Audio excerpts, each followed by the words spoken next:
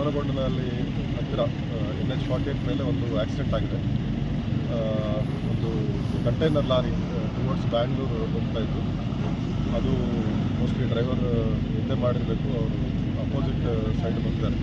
Divider ಮೇಲೆ ಹತ್ತು opposite ಕಡೆ ಬಂದು ಅಪೋಸಿಟ್ ಲೇನಲ್ಲಿ ಬಂದು ಈ ಅಪೋಸಿಟ್ ಲೇನಲ್ಲಿ ಬ್ಯಾಂಗ್ಳೂರಿಂದ ಗೋಕರ್ಣ ಹೋಗುವಂಥ ಒಂದು ಸೀಬರ್ಡ್ ಪ್ರೈವೇಟ್ ಸ್ಲೀಪರ್ ಬಸ್ ಅದಕ್ಕೆ ಡಿಕ್ಕಿ ಹೊಡೆದಿದ್ದಾರೆ. ಈ ಸಂದರ್ಭದಲ್ಲಿ ಬಸ್ಗೆ ಬೆಂಕಿ ಹಚ್ಕೊಂಡು ಬಸ್ ಕಂಪ್ಲೀಟ್ ಬಂದ್ ಆಗಿದೆ ಮತ್ತು ಲಾರಿ ಕೂಡ ಪಾರ್ಷಲಿ ಬಂದ್ ಆಗಿದೆ. ಸೊ ಈ ಘಟನೆಯಲ್ಲಿ ಲಾರಿ ಡ್ರೈವರು ಡೆತ್ ಆಗಿದ್ದಾರೆ ಬಂದ್ ಆಗಿ.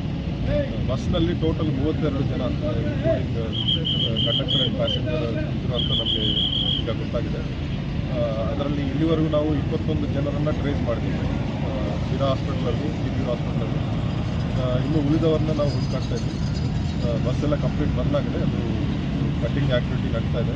SDRF ಟೀಮ್ಸು ಮತ್ತು ಫೈರ್ನ ಅವರು ಕಟ್ಟಿಂಗ್ ಮಾಡ್ತಾ ಇದ್ದಾರೆ. ಆ್ಯಂಬುಲೆನ್ಸಸ್ ಮತ್ತು FSL ಟೀಮ್ಸ್ ಕೂಡ ಬಂದಿದೆ.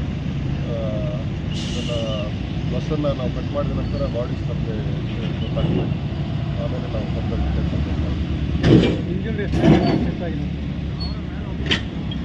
ಟೋಟಲ್ 21 ಮೆಂಬರ್ಸ್ ಟ್ರೇಸ್ ಆಗಿದ್ದಾರೆ. ಅದರಲ್ಲಿ 5-6 ಜನರಿಗೆ ಇಂಜುರೀಸ್ ಇದೆ. ಅವರು ಚಿಕಿತ್ಸೆ ಪಡ್ತಾ ಇದ್ದಾರೆ. ಎಲ್ಲರೂ ಕೂಡ ಔಟ್ ಆಫ್ ಡೇಂಜರ್ ಇದ್ದಾರೆ.